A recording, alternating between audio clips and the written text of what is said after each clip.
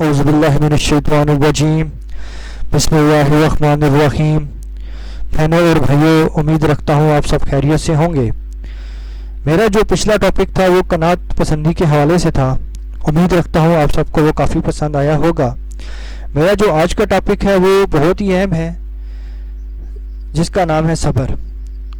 یہ جو ٹاپک ہے وہ صبر کے حوالے سے ہے۔ انشاءاللہ امید رکھوں گا کہ اس سے آپ بہت کچھ حاصل کر سکیں گے اور سیکھ سکیں گے۔ صبر ایک اہم ترین چیز ہے۔ اگر صبر نہ ہو تو کوئی انسان یقین کامل تک نہیں پہنچ سکتا۔ دنیا میں ہر کامیابی میں، چاہے وہ مادی ہو یا روحانی، صبر بہت ہی اہم کردار ادا کرتا ہے۔ جس نے اسے سمجھ اور سیکھ لیا، اس کے آدھے سے زیادہ مسائل حل ہو گئے اور آدھی کامیابی مل گئی۔ بے صبرہ انسان ہر معاملے میں ناکام رہتا ہے۔ سب سے پہلے تو یہ دیکھنے کی بات ہے کہ صبر کیا ہوتا ہے۔ کچھ لوگ صبر کے معنی مشکلات یا ظلم کے وقت اف تک نہ کرنے کو کہتے ہیں۔ دوسرے لوگوں کے نزدیک مشکلات میں ہاتھ پر ہاتھ دھرے بیٹھ جانے کا نام صبر ہے۔ کچھ لوگوں کے نزدیک ناکامی یا شکست ہو جانے کے بعد دوبارہ تیاری کرنی اور کامیابی کے موقع کی تلاش میں رہنے کو صبر کہتے ہیں۔ پیٹرسن نے کہا ہے کہ صبر مایوسی کی وہ قسم ہے جسے خوبی کا نام دے دیا گیا ہے۔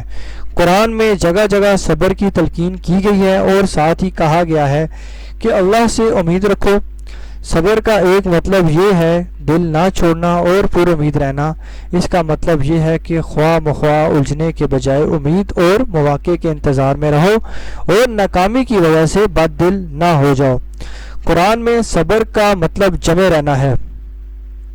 صبر کا مکمل مطلب یہ ہے کہ آپ خود کو سکون کی حالت میں رکھیں، حالات جیسے بھی ہوں پر امید رہیں، بے صبرہ ہو کر خواہ حالات سے نہ لڑیں، اپنے آپ کو وقت کے بہاؤ کے ساتھ چلنے دیں۔ تھوڑے وقت کے بعد مواقع خود بخود آپ کے سامنے آ جائیں گے۔ وقت کے بہاؤ کے ساتھ چلتے وقت ہر چھوٹی سے چھوٹی یا بڑی سے بڑی، اچھی یا بری، ہر چیز میں اللہ کی طرف سے کوئی بہتری سمجھنی ہے۔ اس کی مثال یوں ہے کہ جیسے آپ نہر میں تیر رہے ہیں، آپ اگر بہاؤ کے ساتھ آسانی سے تیرتے چلے جائیں بغیر کسی مشکل کے اور پر امید اور خوش باش رہیں۔ زمانے کی اسی نہر کے اندر ہر چیز تیرتی جا رہی ہے۔ کچھ وقت تیرنے کے بعد آپ کو خود بخود اچھے مواقع ملنے لگ پڑیں گے۔ بہرحال اپنے منتخب شعبے کی مناسب تعلیم و تربیت حاصل کر کے بہاؤ کے ساتھ چلنا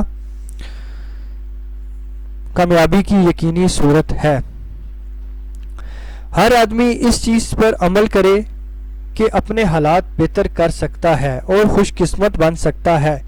کسی بھی مشکل میں پڑنے کے بعد آپ کے لیے دو ہی صورتیں ہیں، یا تو آپ صبر سے کام لیں اور خواہ مخواہ قوت ضائع نہ کریں، یا یہ کہ آپ بے صبرے ہو کر اندھا دھند ہاتھ پیر مارنے لگ پڑیں اور اپنی ساری توانائی ختم کر کے تھک ہار کر دل چھوڑ جائیں۔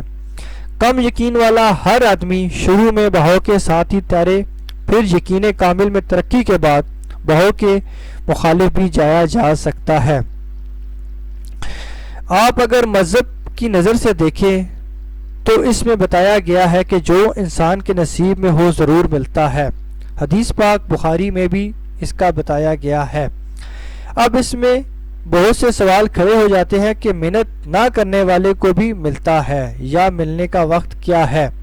اس کا جواب یہ ہے کہ جو ملنا ہے وہ تو مل جاتا ہے، اسے سنبھالنا اور بڑھانا آپ کا کام ہے۔ اس میں بے صبرے انسان پہلے ہی خواہ مخواہ ہاتھ پیر مار کر حوصلہ چھوڑ بیٹھتے ہیں۔ بہت سے بے صبرے غلط راہوں یعنی ڈرگ ڈیلنگ، بلیک مارکیٹنگ اور رشوت وغیرہ کے طریقے سے شارٹ کٹس سے اسے حاصل کرنے میں لگ جاتے ہیں، اور صبر والے حق حلال کی کھاتے اپنے بال بچوں کو پالتے اور صبر و شکر کے ساتھ بہاؤ میں چلتے جاتے ہیں۔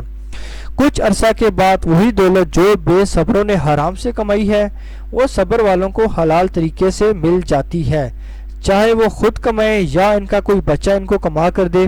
اور حلال کی کمائی کا مزہ ہی کچھ اور ہے، یہ بڑی مبارک ہوتی ہے، سکون اسی میں ہی ہے۔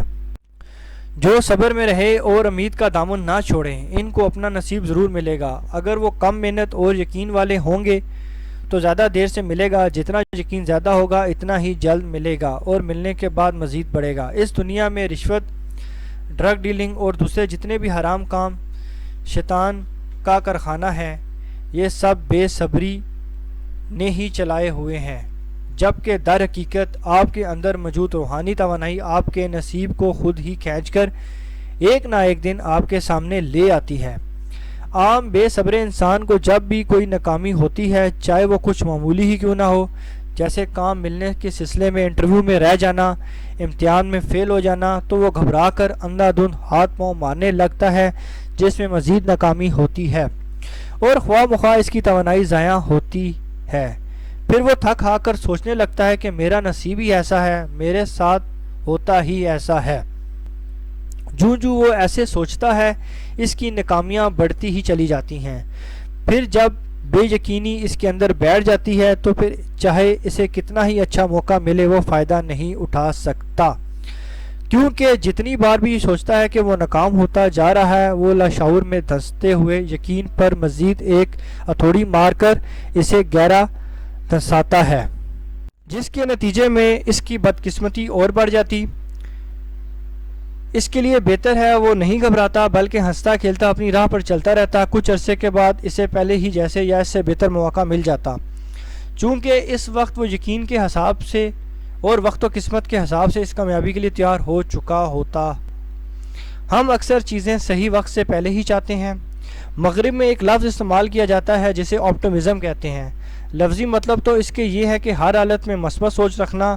اس کے دیگر مطلب بھی ہیں، مگر اس کا ایک اہم معنی یہ ہے کہ کسی بھی درد و تکلیف یا مصیبت میں اس کو سب سے مثبت رویہ دینا۔